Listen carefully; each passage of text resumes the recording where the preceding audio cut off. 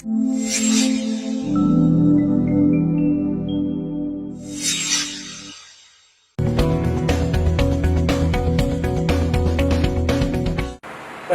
நம்ம 21வது கேள்வி பார்ப்போம்.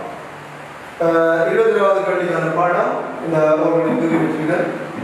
உங்களுக்கு கிளியராக இருக்கணும் என்று கிளியராக இல்லாட்டி கிளியராக சொல்லுங்க. காட்டப்பட்டுள்ள சுற்றில் கேள்வி போகிறது முதல் இந்த கேள்வியில் முக்கியமான விஷயமா இருக்கிறது புவி தொடர்பு மற்றது கேள்வியின் விதி. கேள்வியின் விதி ஆல்ரெடி ஒரு மற்ற கேள்விகளை சொல்லியிருக்கேன். புவி தொடர்பு ஒரு மின்சுற்றோடுல ஏதோ ஒரு இடத்தை புவித்தொடர்பு செய்தால் அந்த புவித்தொடர்பு செஞ்ச இடத்துக்கு நான் எக்ஸ் போகும். புவித்தொடர்பு செய்தால் அந்த புவித்தொடர்பு செய்யப்பட்ட இடத்துல மின்னழுத்தம் பூஜ்ஜியம். அவ்வளவுதான். வேற புவித்தொடர்பு செய்யறதால இந்த சுற்றிக்குள்ள ஒரு மின்னோட்டத்துல எந்த ஒரு மாற்றமும் மாட்டாது. காட்டப்பட்டுள்ள சுற்றில் காட்டப்பட்டுள்ள சுற்றில் V1 ஆனது ஒரு பேட்டரியால் வழங்கப்படும் ஒரு மாறும் வோல்டேஜ் ஆகும். V1 காட்டப்பட்டுள்ளது ஒரு பேட்டரியால் வழங்கப்படுற அழுத்தம் மாற்றிக்கொள்ளும். V1 உடன் புவி தொடர்பாக A இல் உள்ள அழுத்தம் VA.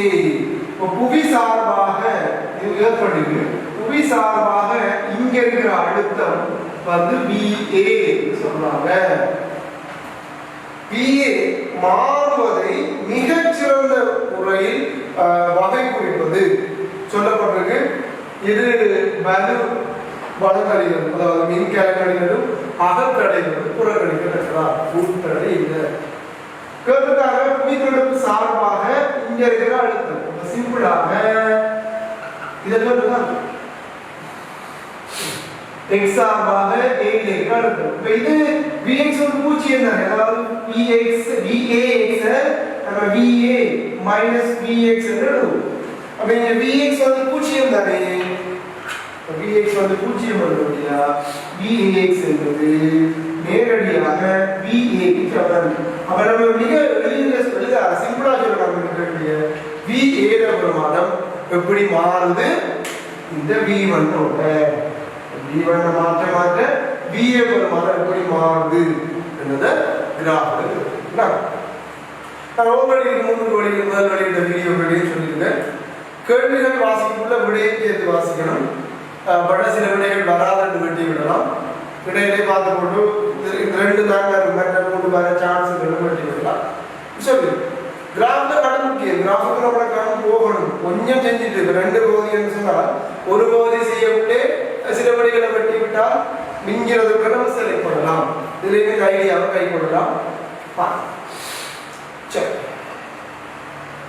இப்போ V1 ஓட எப்படி VA மாறுதுன்னு சொல்றாங்க. அப்ப நம்ம V1க்கும் VAக்கும் ஒரு தொடர் போடுவோம். பாருங்க, நம்ம இது ஒரே ஒரு பட்டி தான். இதுக்கு கர்ச்சோஃப் விதியை போட்டால் மின்னோட்டம் I என்பது V1 எதுக்கு, அப்ப V1 மைனஸ் V2 அழுத்த வேறுபாடு மொத்த தடை. எவ்வளவு மொத்த தடை? R சஹா கஜெட்டிக்கு போது ஓமிதிக்கு யோசிக்கிறோம். ஓமிதி தான் இது. V7 ஐயா, அப்ப I7 V இன்குலா அழுத்த வேறுபாடின் கீழ் மொத்த தடை.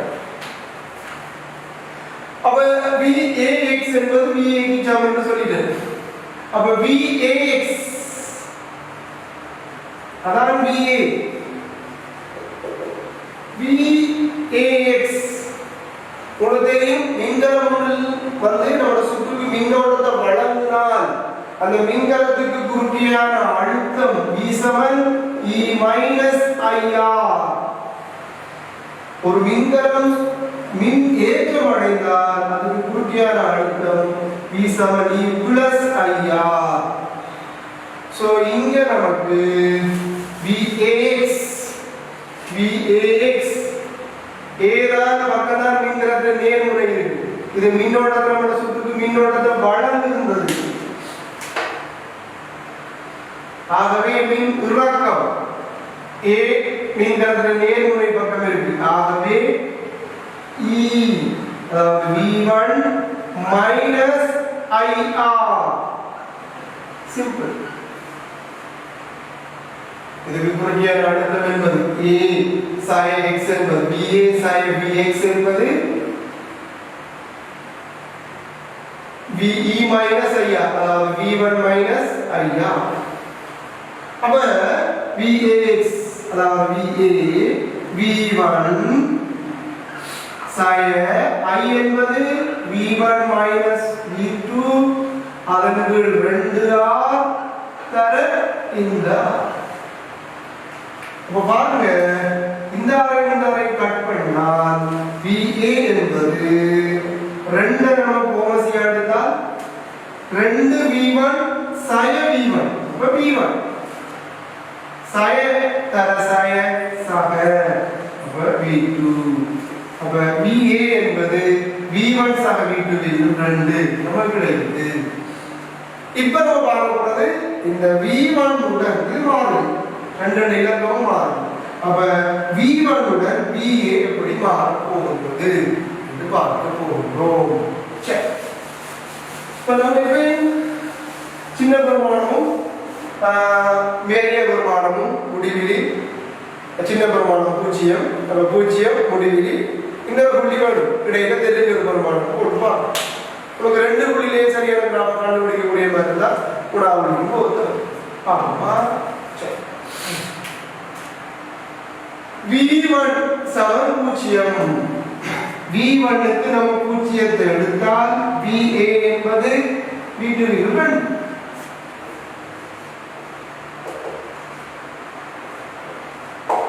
அப்ப நமக்கு v1 0 இடத்துல கிராஃப் வந்து எங்க ஆரம்பிக்கணும், இது 0 இருக்கக்குள்ள நமக்கு இது v2 எடுத்தா v2 ல 2 v2 அப்ப v2 ல அரைவாசில இருந்து ஆரம்பிக்கணும். நம்மளோட கிராஃப் வந்து இது v2 2 v2 அப்ப இது v2 ல அரைவாசில இருந்து கிராஃப் ஸ்டார்ட் பண்ணணும். v1 0 உள்ள va வந்து v2 ல அரை va ஆனது v2 ல அரைவாசில இருந்து ஆரம்பிக்கணும்.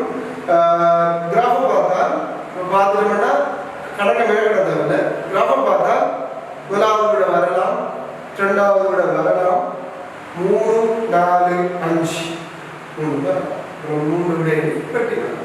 அப்ப இன்னும் என்ன செய்யணும், 1 2 அதாவது கட்டலாம்.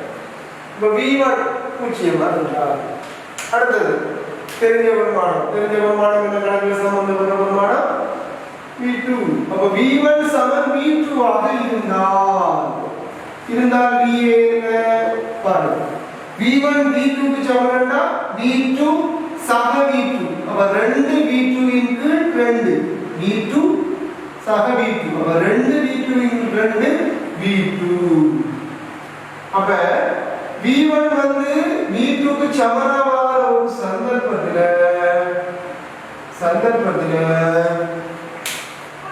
இந்த va வந்து v2 க்கு சமம். அப்ப ஆரம்பத்துல va வந்து v2 ஓட அரைவாசியாகவும் v1 வந்து v2 க்கு சமமாக இருக்குல்ல, va வந்து v2 க்கு சமமாக இருக்கும். நம்ம கிராஃப் வந்து இப்படி போகும். இப்போ 3 புள்ளியை விளக்கத்தவங்க என்ன 1 2 இருக்கு பாருங்க, முதலாவதோட வராது. இந்த v2 அப்படியே கொண்டு போங்க, v2 ல அப்படியே கீழே கொண்டு போக பெருமானம் 2 v2 ஓட கூட போகும். கிட்டத்தட்ட 3 v2 ல வருது. சரியாக இரண்டாவது v2 அப்படியே நம்ம எடுத்து போனால் அங்க va வந்து v2 தான் இருக்கு. சோ சரியாக இரண்டாவது. அடுத்து நம்ம 22வது கேள்வி பார்ப்போம். 22வது கேள்வி ஒளியியல் கருவிகள் சம்பந்தமான கேள்வி. ஒளியியல் கருவிகள் சம்பந்தமா தெரிஞ்சுக்கிறோம். பார்வை கோணமான விஷயம் ஒளியியல் கருவிகளை பொறுத்தவரைக்கும் முக்கியமான விஷயம். இந்த பார்வை கோணம் என்பது சிம்பிள், ஒரு பொருள் நம்மளோட கண்ணோட எதிரமைக்கிற கோணம் தான். நம்மளோட கண் தரையில் இருக்கிறதா எடுத்துக்கொண்டால் நம்மளோட கண்ணோட எதிரமைக்கிற இந்த கோணம் தான் பார்வை கோணம். பார்வை கோணம் நமக்கு குறைய அந்த பொருள் வந்து நமக்கு சின்னதான மாதிரியும், பார்வை கோணம் வந்து கூட அந்த பொருள் வந்து பெருசான மாதிரியும் இருக்கும். இப்ப இந்த பார்வை கோணத்தை மாத்திர காரணிகள் பார்த்தோம்னு சொன்னா பார்வை கோணம் என்ன இடத்துல தங்கியிருக்கும் கேட்டா ஒன்று அந்த பொருளோட உயரம், இரண்டாவது அந்த பொருளுக்கும் நமக்கும் இடையிலான தூரம். அந்த பொருளோட உயரம் கூடுதா அல்லது அந்த தூரம் குறைஞ்சால் பார்வை கோணம் கூடும். மாறி யோசி பாருங்க, அந்த பொருள் தூரம் போனால் போக போக போக போக அல்லது அந்த பொருளோட உயரம் குறைய குறைய குறைய அளவு குறைய குறைய நமக்கு பார்வை கோணம் குறையும். மனிதனை வெற்றி கண்டால நம்ம கண்ணோட அமைக்கிற பார்வை கோணம் ஒரு குறிப்பிட்ட வருமானத்தை விட சின்னதாக இருந்தா பார்க்கலாம் இருக்கும். நல்ல உதாரணம் நம்மளோட சிலபஸ்ல இருக்கு. விஷயம் என்னன்னா, இப்ப நம்மளோட நுண்ணுயிர்களை நம்ம வெற்றி கண்ணால பார்க்கலாம். ஏன் வெற்றி கண்ணால பார்க்கலாம் இருக்கு? அவங்க உங்களோட கண்ணுக்கு கடும் கிட்ட இருந்தாலும் அவங்களோட பருவம் கடும் சின்ன, அதாவது நம்மளோட கண்ணோட இருக்கிற பார்வை கோணம் மிக சின்ன, அது நமக்கு தெரியல. இத பெருசாக்கி பார்க்குது, பெருசாக்குறதுல பொருளை பெருசாக்குறதுல நம்ம கண்ணோட அந்த நுண்ணுயிர் அமைக்கிற பார்வை கோணத்தை அதிகரிச்சு இந்த பொருளை நம்ம தெளிவா பார்க்கறதுக்காக தான் நம்ம நுணுக்கு காட்டிகளை பார்க்கணும். சிம்பிள். அதே போல ஒரு பொருள் கடும் பெருசா இருந்தாலும் அது மிக மிக மிக பெரிய தூரத்துக்கு போகல, அது கண்ணோட இருக்கிற பார்வை கோணம் கடுமையா குறைஞ்சி நமக்கு அது தெரியாம போகுது. நல்ல உதாரணம் இந்த வானத்தில் இருக்கிற பொருட்கள் மிக மிக தொலைவில் இருக்கிறவங்க நம்மளோட கண்ணுக்கு தெரியாம போகும். அப்ப இவங்களை நமக்கு தெரிய வைக்கிறதுக்கு அவங்களை கிட்ட கொண்டு வரலாம். அப்ப என்ன செய்யணும்? அவங்க நம்மளோட கண்ணோட அமைக்கிற பார்வை கோணத்தை அதிகரிக்கணும். அதுக்கு என்ன செய்யணும்? அதுக்காக பாவிக்கணும் தொலைக்காட்சிகளை பாவிக்கணும். விஷயம் சிம்பிள். திருப்பி இந்த நுண்ணுயிர்கள் நம்மளோட கண்ணோட எதிரமைக்கிற பார்வை கோணத்தை கூட்டி அதை பெருசாகவும் தெளிவாகவும் பார்க்கறதுக்கு நம்ம நுணுக்கு காட்டிகள் பார்க்கிறோம். இந்த மிக தொலைவில் இருக்கிற வாழும் பொருட்கள் நம்மளோட கண்ணோட எதிரமைக்கிற கோணத்தை பார்வை கோணத்தை அதிகரிச்சு அவங்கள தெளிவா பார்க்கறதுக்கு நம்ம தொலைக்காட்சிகளை பார்க்கிறோம். நம்ம நுணுக்கு காட்டிகளை பார்ப்போம். நுணுக்கு காட்டிகளை நம்ம பிரதானமாக நம்மளோட சிலபஸ்ல 2 வகையான நுணுக்கு காட்டிகள் இருக்கு. ஒன்று எளிய நுணுக்கு காட்டி, அடுத்தது கூட்டு நுணுக்கு காட்டி. எளிய நுணுக்கு காட்டி சிம்பிள், ஒரு கைவில்லை, ஒரு குவிவில்லை. கூட்டு நுணுக்கு காட்டி என்பது 2 குவிவில்லைகளை கொண்டு அமைக்கப்பட்ட உபகரணம் கூட்டு நுணுக்கு காட்டி. இந்த நுணுக்கு காட்டிகளுக்கு இயல்பான செப்பஞ்செய்கை என்பது இறுதி பிம்பத்தை தெளிவு பார்வையில் இழிவுத்துறது கொண்டு வரும். சிம்பிள். இப்போ ஒரு பொருளை நமக்கு நல்ல தெளிவா பெருசா தெரியணும்னா மேக்சிமம் எவ்வளவு கிட்ட நம்ம கொண்டு வரலாம்? அப்படியே கிட்ட கிட்ட கிட்ட கிட்ட கொண்டு நம்மளோட தெளிவு பார்வை இழிவு தூரம் சாதாரண மனுஷனுக்கு 25, அப்ப தெளிவு பார்வை இழிவு தூரம் வரைக்கும் கொண்டு வரலாம். அதுக்குள்ள அவ்வளவுதான் தெளிவுனா போயிடும். அப்ப இவங்களோட இயல்பான செப்பஞ்சை என்பது இந்த கருவிகள் நுணுக்கு காட்டிகள் நம்ம பார்க்குற அந்த பொருள் இறுதி பிம்பத்தை தெளிவு பார்வையில இழிவு தூரத்து கொண்டு வர. அது உங்களுக்கு எவ்வளவு தெளிவு பார்வை கொண்டு வந்தாதான் அது கடன் பெருசா. அதனால இந்த நுணுக்கு காட்டிகளோட கோண பெரிதாக்கம் அல்லது உருப்பெருக்க வலு எப்படி தரப்படும் என்றால் இறுதி பிம்பம் கண்ணில் எதிரமைக்கும் கோணத்துக்கும் இந்த பொருளை பார்க்கல கடைசியா நம்ம பார்க்கிற அந்த இறுதியா வார பிம்பம் நம்மளோட கண்ணோட எதிரமைக்கிற கோணத்துக்கும் பொருள் தெளிவு பார்வையின் இழிவு தூரத்தில் இருக்கக்குள்ள கண்ணோட எதிரமைக்கிற கோணத்துக்கும் இடையிலான வீதம். அல்பாபெட்டான கோணம் விளங்குறதுக்காக எக்ஸாம்பிள் கிட்ட தமிழ் எழுதணும். எப்படி தரப்படும்? இறுதி பிம்பம் கண்ணில் எதிரமைக்கும் கோணம் கீழே பொருள் தெளிவு பார்வையில் இழிவு தூரத்தில் உள்ள கண்ணில் எதிரமைக்கும் கோணம். அதாவது நம்ம எல்லா உணவு காட்டிகளை பார்க்கல பொருள் தெளிவு பார்வை தூரத்தில் இருந்தா கண்ணில் எவ்வளவு கோணம் எதிரமைக்குமோ அதை போல இங்க எத்தனை மடங்கு எதிரமைக்கல என்பதுதான் தெரியும். இப்ப நம்ம வெளியே கேள்வியில 3 கூட்டு இருக்கு. ஏ கூட்டு வெளியே நுணுக்கு காட்டியை பற்றி, பி கூட்டு கூட்டு நுணுக்கு காட்டியை பற்றி, சி கூட்டு வானியல் துணை காட்டியை பற்றி 3 நம்ம பார்ப்போம். வெளியே நுணுக்கு காட்டிய விஷயத்தை பார்ப்போம். வெளியே நுணுக்கு காட்டியை பார்ப்போம். நமக்கு இயல்பான செப்பஞ்சைக்குரிய கதிர்படம் கட்டாயம் தெரியும். இப்போ உங்களுக்கு காட்டி உண்டு எளிய கையில் ஏதாவது குவியல். இப்போ நமக்கு தெரியும் குவியலில் தலைமை குவியத்துக்குள்ள பொருள் வைக்கக்குள்ள உருப்பெருக்க மாயம் ஒன்று உருவாகும். ஸோ அதே விஷயம் தான் தலைமை குவியத்துக்குள்ள அந்த பொருள் வரக்குள்ள உருப்பெருத்த மாயம் ஒன்று பொருளுக்கு பின்னால் உருவாகும். ஸோ இதற்கான கதிர்படம் கேட்கப்பட்டால் சிம்பிள். முதலாவது ஒளிக்கதிர் நம்ம சமாதானமாக இருக்கிற தலைமைக்கு சமாதானமாக செல்லும் ஒளிக்கதிர் வில்லையில மட்டும் முறிவடைஞ்சு இந்த வில்லையில தலைமை குவியது போகும். அடுத்த சிம்பிள் புளியின் மையத்துக்கு அதை ஒளிக்கதிர் இருந்தால் அது எந்த ஒரு விதாரம் இல்லாம அப்படியே போகும். இங்க அதை விரிஞ்சு போருடைய பிம்பம் வர வாய்ப்பு இல்லை. அப்ப இங்க அதான் பிம்பம் வரும். கவனிக்கணுடைய 2 வகையான பிம்பம் இருக்கு. உண்மை பிம்பம் அடுத்து மாய பிம்பம். உண்மை பிம்பம் திரையில விழுத்தாட்டி பார்க்க முடியும். மாய பிம்பம் திரையில விழுத்தாட்டி பார்க்க முடியாது. நம்ம நேரடியாக பார்க்கணும். நம்ம கண்ணாடியில பார்க்கணும். நம்ம உருவம் இல்லாமல் மாய பிம்பம். கதிர்படத்தில் எப்படி மாயம் உண்மை வித்தியாசம் அறிஞ்சு கொள்றா 2 ஒளிக்கதிரும் ஸ்ட்ரெயிட் லைனா போய் சந்திச்சால் தான் அது உண்மை பிம்பம். ஒரு லைன் தானும் டொட் லைனாக வந்தால் அது மாய பிம்பம். டொட் லைன் அதாவது கதிர் போற பாதை இல்லாம அது அப்படியே வந்த பாதையின் வழியை கீறுறோம். நம்ம டொட் லைனா கீறுறோம். ஒரு லைன் டொட் லைனா நம்ம அந்த பிம்பத்தை கண்டுபிடிச்சால் அது மாய பிம்பம். பாருங்க இந்த அப்படியே நம்ம இழுத்துட்டு வரோம். இவ்வளவு வச்சு கீறுவீங்க வடிவா இருக்கும். அப்படியே இழுத்துட்டு வரோம். ஸோ இங்க சந்திக்குது. ஸோ இங்க உருவாகிற இந்த பிம்பம் மாய பிம்பம். அந்த பிம்பத்தையும் டொட் லைனுக்கு இருக்கணும். ஸோ பொருள் உயரம் ஸ்மாலை சென்று போகிறேன். பிம்பத்தில் உயரம் கேபிள சென்று போகிறேன். இது இயல்பான செப்பஞ்செகி என்றபடியா இறுதி பிம்பம் தெளிவு பார்வையின்ற இழிவு தூரத்தில் உருவாகணும். டி தூரத்தில் உருவாகணும். இப்ப இவங்க கோண பெரிதாக்கத்தை பார்ப்போம். கோண பெரிதாக்கம் பார்க்கறா நமக்கு சொல்லுது சமன்பாடு இறுதி பிம்பம் கண்ணில் எதிரமைக்கும் கோணத்திற்கும் இந்த கடைசியா வார இறுதி பிம்பம் எதிரமைக்கிற கோணம்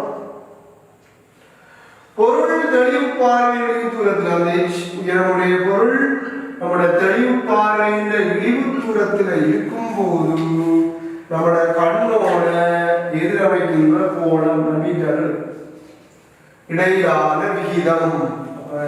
கோண பெரிதாக்கம் என்பது இறுதிபிம்பம் கண்ணில் எதிரமைக்கும் கோணம் பொருள் தெளிவு பார்வையின் இழிவு தூரத்தில் இருக்கக்கூடிய கண்ணுக்கு இருக்கிற கோணம். இங்க இயல்பான செப்பஞ்சையினுடைய இறுதிபிம்பம் டீலாம் பொருள் இங்க முழுக்காட்டியிலே நம்ம இந்த டீலாம் வச்சுக்கணும் சமன்பாடு.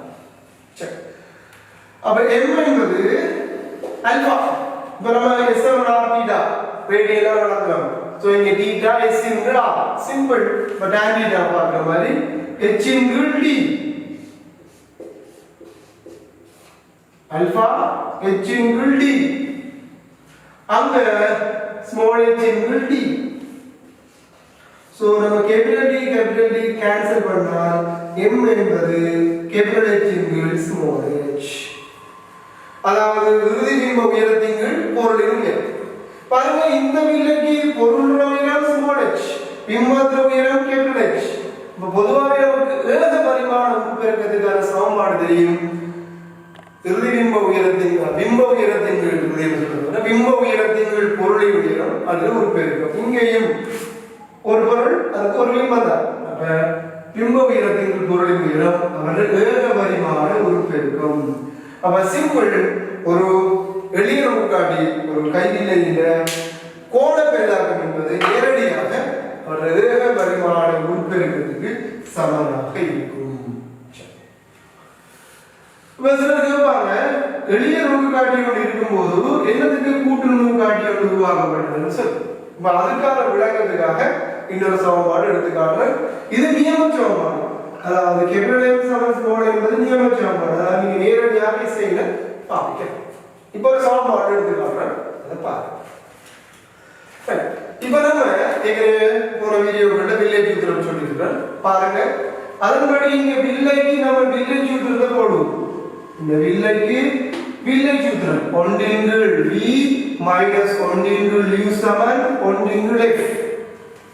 அப்ப 1 பிம்ப தூரம் d பொருள் தூரம் u குவிய தூரம் f. இந்த வில்லோட குவிய தூரம் f இந்த பொருள் தூரம் வந்து u. சோ நம்ம இடத்திலே தெற்காடி விளக்கு சொல்லியிருக்கிற உங்களுக்கு தெற்காடி விளக்கு தெரியும். ஒளி செல்ற திசையில் அளக்கப்படாது. முதலாவது சொன்னது எந்த தூரங்களும் வந்து வில்லையர் ஒளியியல் மையத்திலிருந்து அளக்கப்படணும். ஒளி செல்ற திசையில் அளக்கப்படுற தூரங்கள் சாய, ஒளி செல்ற திசைக்கு எதிர் திசையில் அளக்கப்படுற தூரங்கள் சாக. வில்லைக்கு தூரம் போட்டீங்கன்னு சொன்னா ஒளி இப்படிதான் வருது. அப்ப நீங்க பொருள் தூரமும் சரி பிம்ப தூரமும் சரி ஒளி செல்ற திசைக்கு எதிர் திசையில் அளக்குறீங்க.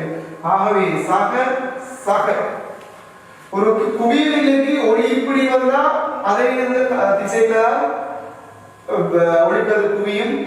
குவிய தூரம் வந்து ஒளி செல்ற திசையில் இருக்கும். ஆகவே மைனஸ் சொல்லியிருக்க குவியலிലേക്ക് குவிய தூரம் தெற்காடி உலகப்படி சாய, குழிவு விலைக்கு தெற்காடி உலகின்படி சாய போட்டுட்டோம். அப்படியே சமன்பாடை வந்து டிஆர பெருக்கிறோம். டி என்பது இங்க பிம்ப தூரம், சமன்பாடு டிஆர பெருக்கினால் d into d sin d into u இங்க sin d into f d into d 1 d into u sin பிம்பதூரத்தின் பொறுத்துடன் பரிமாணம் பெருக்கம் sin d into f. ஆகவே மேலெழுதுறேன் பரிமாணம் பெருக்கம் m என்பது இதே மாதிரி வந்து போனா sin சகாயம் ஆயிரும். sin d into f இங்க வந்தால் சக d into f. அப்ப பாருங்க எழுத பரிமாணம் பெருக்கிறதுக்கான சமன்பாடு m சமன் d into f சக 1 என்று வருது. d என்பது தெளிவு பார்வையின் விளிம்பு தூரம், f என்பது பயன்படுத்தப்பட்ட வில்லையின் குவிய தூரம். அப்ப எழுத பரிமாணம் பெருக்கம் ஆட்டோமேட்டிக்கா எளிய நுணுக்காட்டிய கோண பெரிதாக்கத்துக்கு சமம் தானே. அப்ப எளிய நுணுக்காட்டிய கோண பெரிதாக்கம் d into f ஆக 1 நம்ம எழுதலாம். அப்ப இந்த எளிய நுணுக்காட்டிய கோண பெரிதாக்கத்தை பெருசாக்குறா அதிகரிக்கிறேன்னு சொன்னால் இது மாத்திராது. இது வருஷம் சாதாரண வருஷம் 25 தான். இதை குறைச்சா உள்ளே இதை கூட்டலாம்.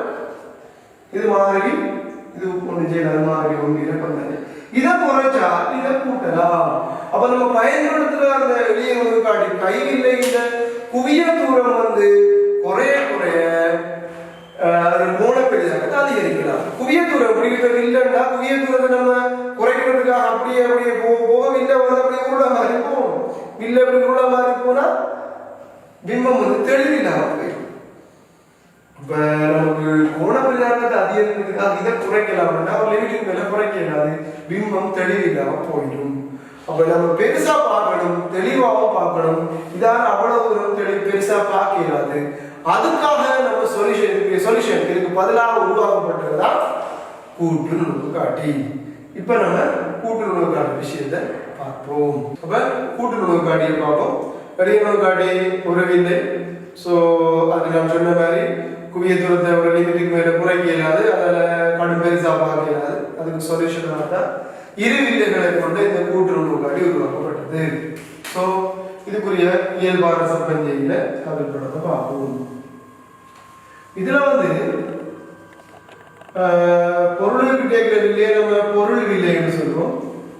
நம்மளோட கண்ணிற்கு கேட்கிற வில்லையை வந்து கண் வில்லை என்று சொல்லுவோம்.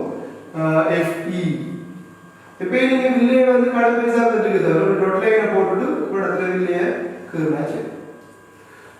FO விட பொதுவா FE வந்து பெருசா இருக்கும். அவ்வளவு கடன் பெருசு இல்லை, ஒப்பீட்டு அளவுல பெருசா இருக்கும். அதுக்கும் காரணம் இருக்கு. தொலைக்காட்டில வந்து பொருள் வில்லையை விட கண் வில்லை வந்து கடன் சின்னதா இருக்கு. அதுக்கு காரணமே மிக முக்கியமானது. இதை விட பொதுவா கொஞ்சம் 3 சென்டிமீட்டர் 5 சென்டிமீட்டர் கொஞ்சம் பெருசா இருக்கும். இது காரணம் சொல்றோம். சரி, இது என்ன நடக்குது பார்ப்போம். ஸோ இவர் தலைமைக்குரிய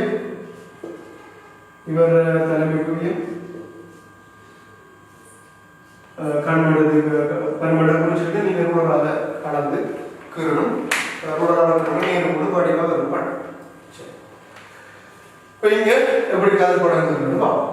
ஸோ இவருக்கு முன்னால இருக்கிற ஒரு பொருள் இங்கே ஓக்குள்ள வச்சிடக்கூடாது. வச்சா இங்க மாயம் வரும். நம்ம இதுல பிம்பத்தை எடுத்து பெருசாகி பார்க்கிறாரு. அப்போ கட்டாயம் பிற தலைமுறைக்கு பின்னுக்கு இருக்கணும். ஓகே, இதுல இருந்து 2 ஒலிக்கல் எடுப்போம். பார்த்து கொடுங்க. முதலாவது ஒலிக்கல் முதலட்சிக்கு சமாதானம் எடுக்கப்பட்டால் விலையிடப்பட்ட முடிவடைஞ்சு பொருள் விலையில தலைமைக்குரியதுக்குள்ளாக போகும்.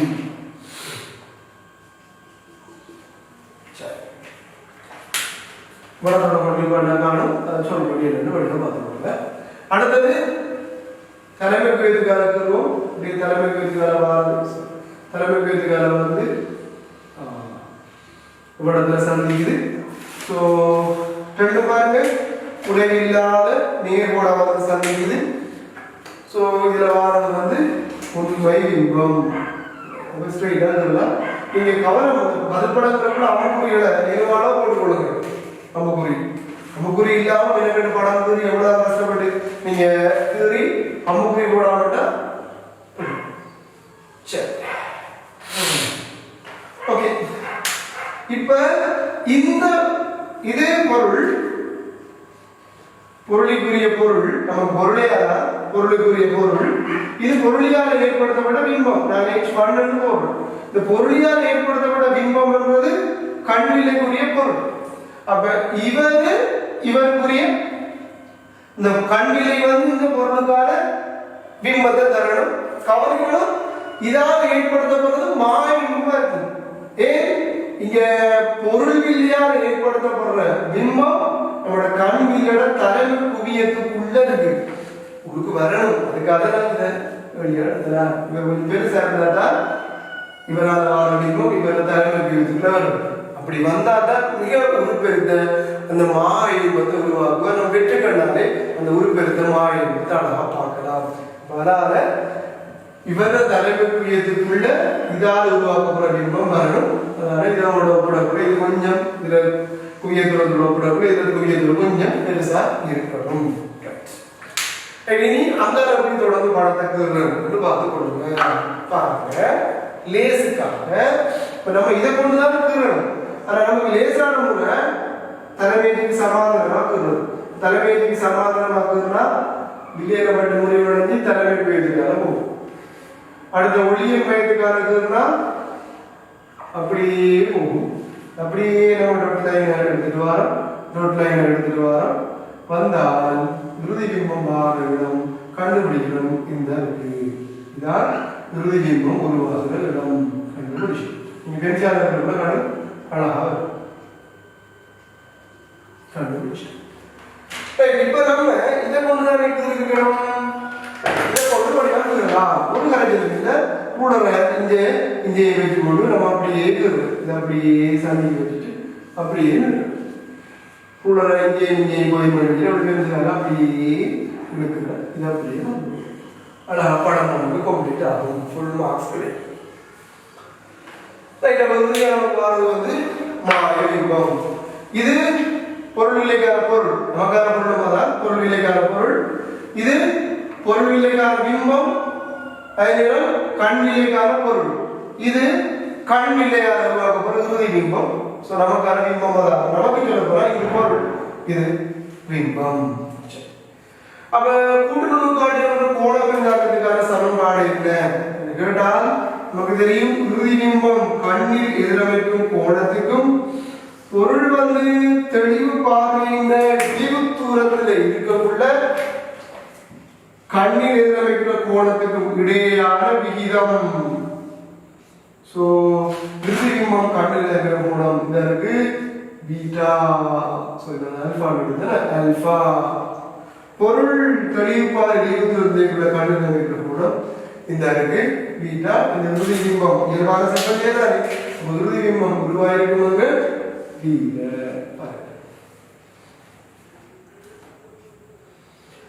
அப்ப கோணம் பெருதாக்கம் என்ன என்பது இறுதி பிம்பம் கண்ணில் எதிரமைக்கும் கோணம். இங்க பொருள் தெளிவு பார்வையின் விளிம்பு தூரத்தில் இருக்கும் போது கண்ணில் எதிரமைக்கும் கோணம் 2. அப்ப m என்பது ஆல்பா. சோ ரேடியன்ல தானே. சோ tan θ போல less than r θ less single r மாதிரி. அப்ப ஆல்பா எதிர்பக்கம் h இன்டு i பக்கம் d. பீட்டா பழமை மாதிரி தான் ஸ்மால் h டி. அப்ப dd கேன்சல் பண்ணால் கேபிட்டல் M என்பது இறுதி பிம்பத்தின் பொருள் இங்க இங்க கவனிக்கணும் h என்பது கண்ணிலைக்கான பிம்பம், ஸ்மால் h என்பது பொருளிலைக்கான பொருள். சோ கண்ணிலைக்கான பிம்பம் பொருளிலோட பொருள் ரெண்டையும் நம்ம தொடர்புபடுத்தியலாம். ஏதாவது உதவியை நாடும் பாருங்க என்ன உதவி என்று நம்ம கேபிட்டல் கீழ் ஸ்மால் h என்பது ஸ்மால் h h1 ஓட சம்பந்தப்படுது பொருள் விலகி பொருள் பிம்பம். h1 கண்ணிலோடையும் சம்பந்தப்படுது கண்ணிலோட பொருள் பிம்பம். அப்ப நம்ம மேலையும் கீழையும் h1 ஆல பெருக்கி விட்டபோது கேபிட்டல் M என்பது இதனை சேர்க்குமா கேபிட்டல் H கீழ் h1 இங்க h1 கீழ் ஸ்மால் h. இப்ப பாருங்க நமக்கு சமன்பாடு கிடைக்குது. கேபிட்டல் M என்பது கேபிட்டல் H கீழ் h1 கண் விலகி பிம்பம் பொருள். இப்ப ME ஸ்மால் h1 கீழ் h பொருள் விலகான பிம்பம் பொருள். அப்ப MO அப்ப கேபிட்டல் M என்பது ME தர MO அதாவது கண் விலட ஏகபரிமாண உருப்பெருக்கம் தர பொருள் விலட ஏகபரிமாண உருப்பெருக்கம் ரெண்டு ஏகபரிமாண உருப்பெருக்கத்தை பெருக்கினால் அந்த மொத்தமாக கூட்டுறவு காட்டில கோண பெருக்கம் கிடைக்கும். வானியல் தொலைக்காட்டியை பற்றி கருத்து. இப்ப நமக்கு ஒளியியல் கருவிகள் நுணுக்காட்டிகள் ரெண்டு வகை இருக்கு.